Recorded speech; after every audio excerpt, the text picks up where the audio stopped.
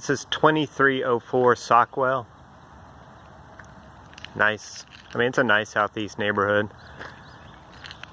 They're actually at the end of the street. I got a better picture of it, but they're building a new subdivision at the end of the street. It says homes from the 200,000. So let's look at this one. 2-car garage. The roof is new. Looks good. However, there are some roof issues. I'll show them to you inside. Needs a coat of paint on the soffits and fascia boards. These windows need a coat of paint too, and I think generally the windows can be repaired, but there's pieces of trim board that'll need to be replaced prior to painting. And just some rotted wood kind of in general that'll need to be dealt with while it's painted.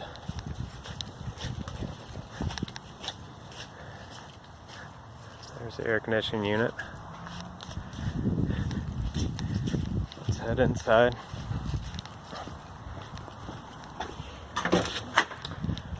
Okay, opens to a little foyer hallway that has tile floor. Tile floor looks good, I'd just leave it. Coat closet. To the immediate right is a dining room, and these are engineered hardwoods. So that means it's kind of like a wood laminate, but it's an actual hardwood material rather than a laminate material on the surface. Right now they all look good.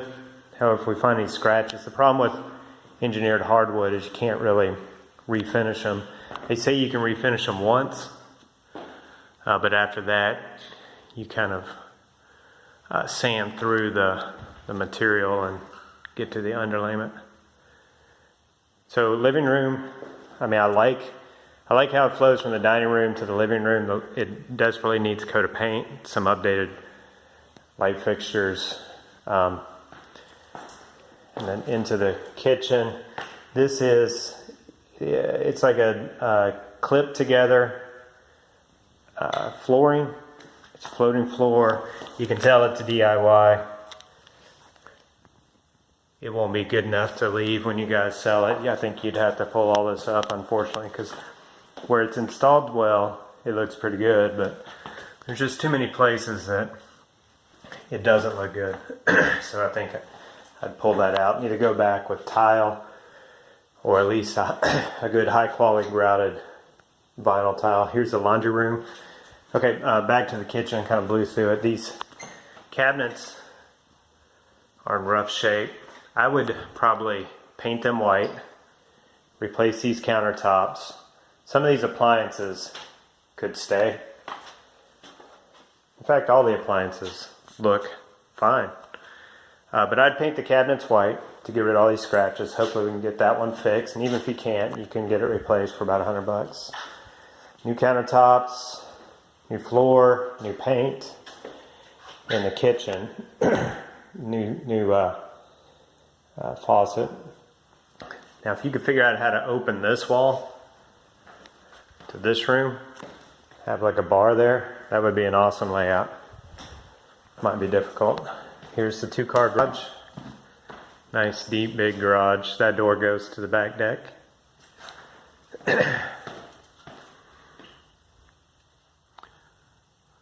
I'll see the amperage, but it looks like a 200 amp panel. All the floors are missing thresholds.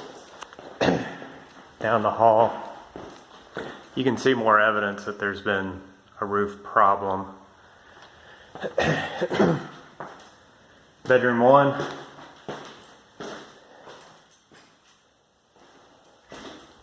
Hall bath. I hate that because right there the floor feels a little spongy, like it's not laid down right. I mean, this one I would clean up like around the toilet. That tub insert looks okay. I mean, this one I would just clean it up. Maybe if you can't get this cleaned up good and blended in, maybe just paint that. Replace the mirror. And paint and clean up the base molding.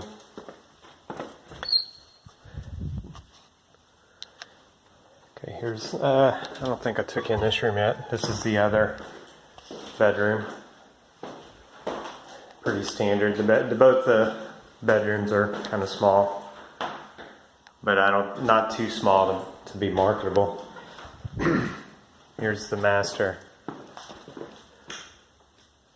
And another spongy spot right there. It's like at the door entrances. Let's see how floor is a little DIY. See, like that may not even get covered up by the quarter round when you put it in. And the flooring project's not finished yet. We need to make sure there's enough flooring material to match to finish that out. Okay, and the master bath. It's a nice big master bath. There's some sort of leak going on because there's water actually puddled up on the floor. Maybe coming out of the roof, but I'm not really seeing any drips. It's raining outside right now. I'm not seeing those drips, but there's definitely water on the floor.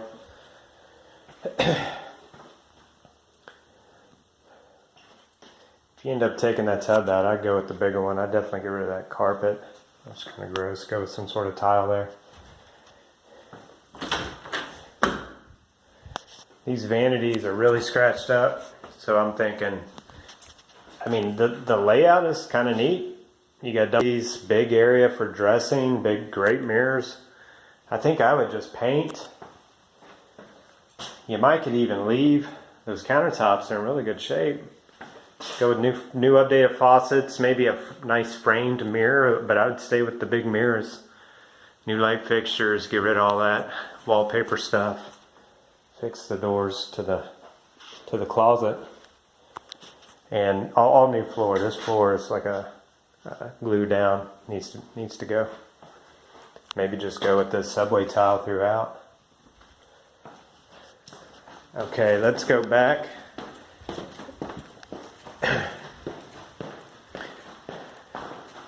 Wood burning fireplace. Here's the sunroom. They don't have this in the square footage. I mean, it's just cheap sunroom. It looks okay. It's got a nice tile floor. There's a leak, actively leaking here.